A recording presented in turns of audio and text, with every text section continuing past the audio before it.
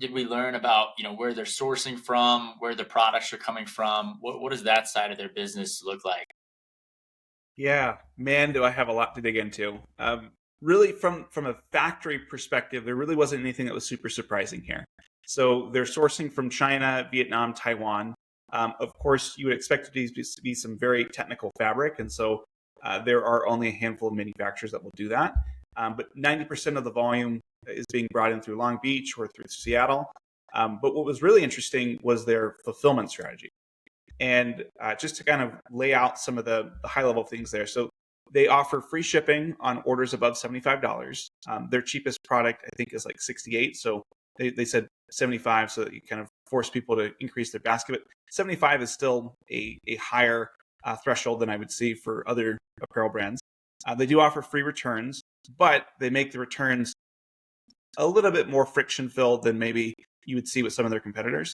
So the returns require you to print off your own label, to drop it off in a mailbox. They don't offer exchanges on their site, and they really just. I think that's an intentional decision to maybe have people keep the product, right? You don't necessarily want to be in the business of just shipping your product back and forth between customers' houses. Um, and so I placed a test order. Wearing my pants now; they're great. But what I was surprised is that my test order to the East Coast took about 7 days, and they shipped it via USPS. And nothing wrong with it taking 7 days. Nothing wrong with USPS.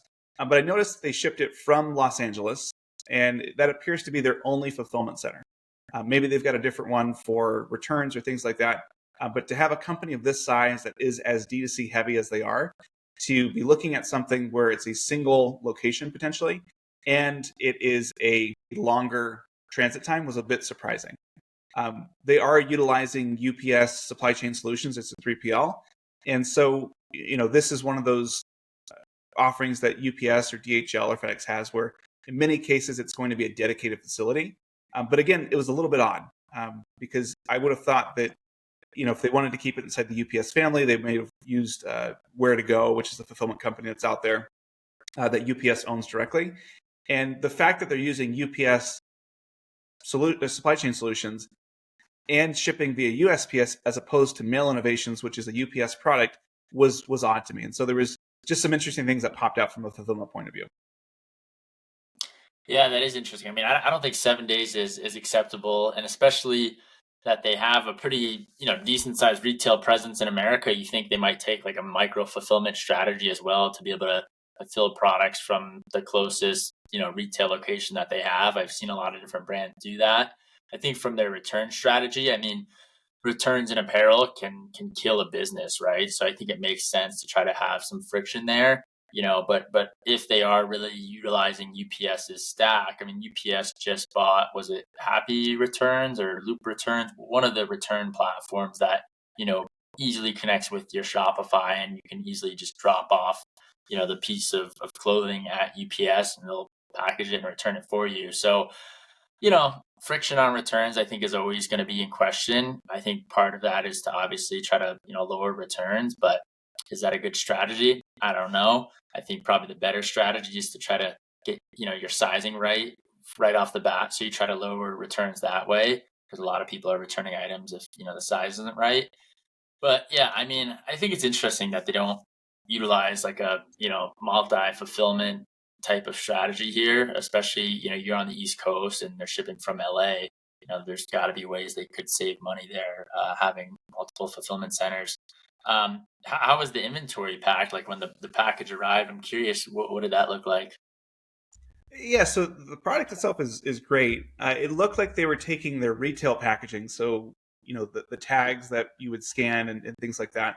Those were on the actual garment themselves, and they put that tagged retail packaging in a e-commerce bag, which it was kind of self-contained, and I imagine it made it very easy. So you just pick and say, "Here's this SKU, here's the size." You scan it, put it in, and they took that e-commerce bag and put it into a poly mailer, and so it was an interesting thing here where either they want to flex their e-commerce inventory to fulfill what they sell on their stores, and so they intentionally were trying to avoid having two sets of inventory, and so that's what they're. And so maybe because e-commerce is so much bigger than retail, they just said, all right, we'll pay for the tags that go into every e-commerce shipment, and then when we ship things to the store to restock it, the workers will just unwrap them as opposed to maybe sending them in bulk. And so it was, again, these aren't bad choices; they were just interesting choices, from what I could tell. And the other part too was just with their shipping label. It was a very generic looking shipping label. Clearly came off of a UPS Zebra printer, and I would have thought that, with Vuori, the price point, kind of where the positioning as kind of an upscale athleisure sort of brand, they would have had a packing list that was something much nicer, like Aritzia has a very nice packing slip, as an example. Yeah, yeah, it's interesting. I mean, I think it's like a nice touch when you have custom, packaging or package slips or whatever it may be. I mean, especially on a higher end product, it makes a lot of sense to do that and invest in that. Yeah, I don't know. I think the strategy is it's interesting, like you said. I don't think it's necessarily bad. It probably has to do with them not wanting to, diversify their inventory a lot across their retail presence and D2C channel. I mean, by having one central warehouse, it's a lot easier to manage and mitigate different you know increase in order volume or increase in retail volume wherever it may be.